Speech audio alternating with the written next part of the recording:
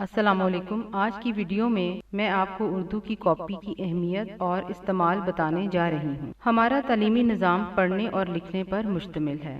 سبق کو پڑھنا، سمجھنا اور سمجھ کر دماغ میں بٹھانا اور سبق کے ضروری نکات کو کاپی پر لکھنا۔ تو اس طرح کاپی کی بہت اہمیت ہے۔ اگر کاپی کا استعمال نہ ہو تو ہمارے پاس کوئی ثبوت نہیں ہے کہ ہم اسکول سے کیا پڑھ کر آئے ہیں۔ اس لحاظ سے کاپی کو بہت اہمیت حاصل ہے۔ اب مسئلہ یہ ہے کہ کاپی کو کیسے شروع کیا جائے۔ اپنی اس ویڈیو میں آپ کو بتانے جا رہی ہوں کہ ہم نے اپنی اردو کی کاپی کو کیسے استعمال کرنا ہے، اس کو شروع کیسے کرنا ہے۔ میرے ساتھ ساتھ آپ بھی اپنی اردو کی کاپی کو سامنے رکھیں اور جیسا میں بتاؤں گی آپ بھی ویسا ہی کرتے جائیں۔ کاپی جب بھی خریدیں، اسکول کے نام اور لوگو والی کاپی خریدیں اور ساتھ ساتھ کاپی کا پلاسٹک کور بھی خرید لیں۔ پلاسٹک کور کاپی کو محفوظ رکھے گا، کاپی کا گتا نہ مڑے گا اور نہ ہی پھٹے گا۔ کور سے کاپی بہت خوبصورت دکھائی دے گی۔ پلاسٹک کور چڑھانے سے پہلے کاپی پر اپنا نام لکھیں۔ جہاں نام لکھا ہوا ہے وہاں آپ اپنا نام لکھیں گے، وہاں پر ہر طالب علم اپنا نام لکھے گا۔ اپنا نام موٹے مارکر سے لکھنا ہے تاکہ نام واضح نظر آ سکے۔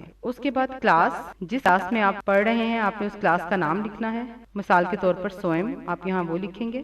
فریق یعنی کہ اپنا سیکشن، جس سیکشن میں آپ پڑھتے ہیں آپ نے اپنے سیکشن کا نام یہاں لکھنا ہے۔ اور اس کے بعد نیچے لکھا ہے مضمون، کہ یہ کس مضمون کی کاپی ہے، تو یہاں پر آپ اردو لکھیں گے۔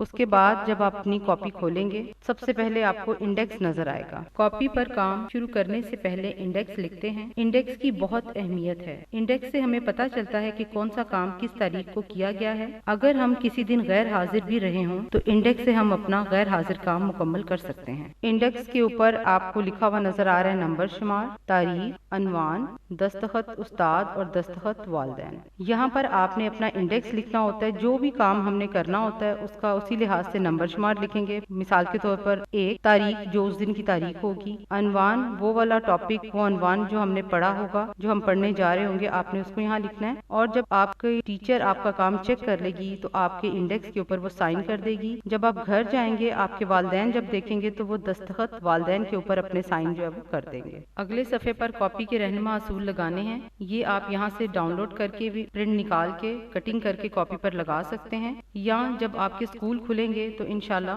ٹیچر آپ کو جو ہے وہ مہیا کر دے گی۔ یہ اصول ہیں: نمبر 1، کاپی پر پلاسٹک کور کی موجودگی اور صفائی کو یقینی بنائیں۔ نمبر 2، الفاظ کی بناوٹ اور خوش خطی کا خیال رکھیں۔ نمبر 3، انڈیکس اور ٹیکسٹ انڈیکس وقت پر اساتذہ اور والدین سے دستخط کروائیں۔ نمبر 4، تاریخ حاشیے کے ساتھ لکھیں۔ نمبر 5، عنوان صفحے کی دوسری لائن کی درمیان میں لکھیں۔ نمبر 6، عنوان خط کشیدہ کریں۔ نمبر 7، غلطیوں کی اصلاح روزانہ کریں۔ نمبر 8، کام کرنے کے بعد اختتامیہ لائن ضرور لگائیں۔ اگلے صفحے پر آپ نے رائٹنگ سکرپٹ لگانا ہے۔ اس کا ایک خاص مقصد ہے، وہ یہ کہ جماعت دوئم میں آپ 4 لائنوں والی کاپی استعمال کرتے تھے۔ اب جب آپ جماعت سوئم میں آ گئے ہیں تو یہاں پر آپ کو 1 لائن والی کاپی پر کام کرنا ہے۔ تو یہ سکرپٹ آپ کی مدد کرے گا، یہ آپ کو بتائے گا کہ کون سا لفظ لائن کے اوپر لکھنا ہے اور کون سا لائن کے نیچے لکھنا ہے۔ اس کے بعد اگلے صفحے کو آپ نے ایک تکونی فولڈر کی شکل میں بنانا ہے، جس کے اوپر آپ نے میعاد اور تاریخ لکھی ہوگی، یعنی کہ یہ ٹرم، یہ میعاد کہاں سے کس تاریخ سے شروع ہو رہی ہے اور یہ کب تک چلے گی، وہ آپ کو اس کے اوپر لگانا ہوتا ہے۔ اب اس تکونی فولڈر کے اگلے صفحے پر آپ نے اپنا کام جو ہے وہ سٹارٹ کرنا ہے۔